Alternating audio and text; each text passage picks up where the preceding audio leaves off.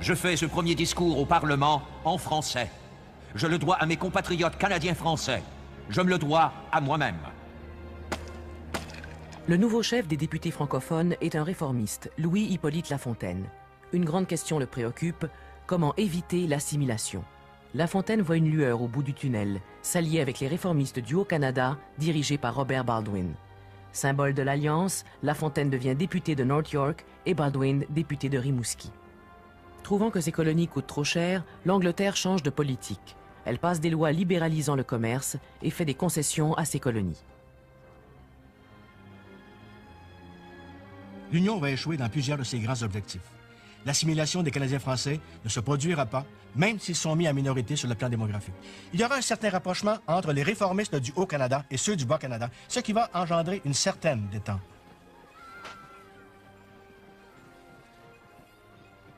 Évidemment, les Québécois ont résisté très fort. Ils étaient très malins dans leur utilisation du système britannique. Ils ont pris des alliés dans la communauté anglophone et l'alliance Lafontaine-Baldwin était à la base d'un système qui, à la fois, défendait le fait français à un certain niveau et, deuxièmement, inspirait une certaine économie, une certaine vision capitaliste, un certain développement économique du le Canada, l'Haut et Bas-Canada, c'est-à-dire ça faisait l'affaire des deux groupes.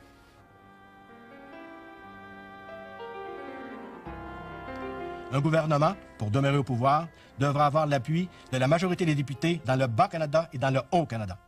En 1847, ça sera l'établissement de la responsabilité ministérielle, ou ce qu'on appelle plus régulièrement le gouvernement responsable. Parmi les mesures préconisées, il y a la réforme électorale, une forme de libre-échange avec les États-Unis et surtout une plus grande égalité entre les deux groupes ethniques. En 1848, Lord Elgin, le gendre de Lord Durham, va obtenir le rappel de l'article 41. La langue française, maintenant, va donc réapparaître de façon officielle dans les documents gouvernementaux, mais ceci n'empêchera pas qu'elle soit toujours dans une situation très précaire. La question est de savoir si les Canadiens français mettront le pied sur la gorge des Anglais, ou s'ils sauront ce pourquoi ils sont faits, des scieurs de bois et des charroyeurs d'eau.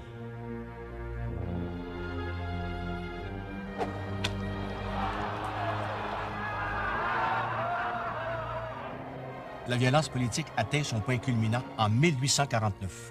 À ce moment-là, Montréal est le siège du Parlement du Canada uni. On étudie un projet de loi. La majorité des députés canadiens-français demandent que ceux qui ont subi des pertes lors des événements de 1837-1838 soient indemnisés. On est d'accord pour indemniser ceux qui ont subi des pertes de la part des patriotes, mais les Canadiens français demandent que ceux qui ont subi des pertes de la part de l'armée ou des volontaires anglophones soient aussi indemnisés. Les Tories, les ultra-anglais, dénoncent ça comme étant une prime à la révolte. Anglo-saxons, vous devez vivre pour l'avenir. Votre sang et votre race seront désormais votre loi suprême. À qui est votre allégeance maintenant? Que chaque homme réponde pour lui-même. Que la foule s'assemble sur la place d'armes ce soir à 8 heures. Au combat, c'est le moment. C'est la révolte. Les émeutiers foncent vers la maison de Lafontaine avec l'intention de le lyncher. Il échappe à la mort par miracle. Le Parlement est également attaqué. Pierres lancées, vitres cassées, bientôt le gaz fuit et c'est l'incendie total. Jamais les rues de Montréal n'auront vu un tel chaos.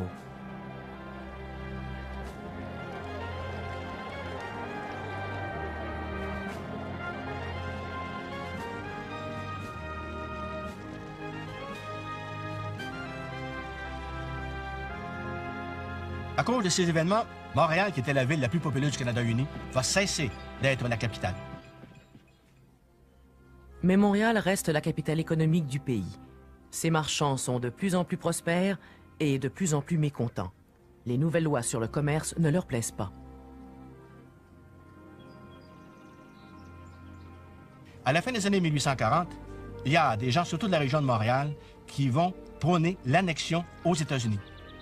Ils vont signer une pétition. 325 de ces gens-là vont signer une pétition demandant que le Canada devienne un État américain. On fait valoir qu'au Bas-Canada, la main-d'œuvre est abondante et peu chère, et que le Canada a besoin de manufactures. Parmi les signataires, il y a John Monson, John Redpath, Louis-Joseph Papineau, Papineau et son alliance avec la question d'annexation aux États-Unis dans les années 40, l'alliance Papineau, les anglophones, avait ses racines dans le désespoir de certains anglophones avec le système britannique. Désespoir de courte durée. La prospérité revient et la fidélité à l'Angleterre aussi.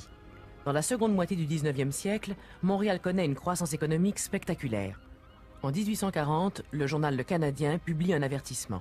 Au lieu de diriger tous nos jeunes gens vers les études classiques, nous devrions orner notre pays de bons et braves marchands, gros et gras, et d'industriels actifs, riches et éclairés.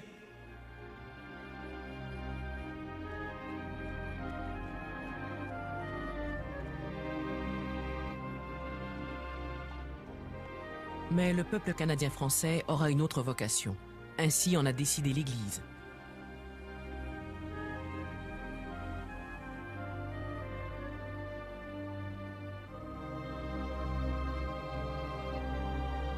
Un journal religieux accuse « Le commerce est essentiellement escroquerie. Et l'escroquerie qui peut parfois faire la fortune de quelques individus ne fera jamais celle d'une nation. »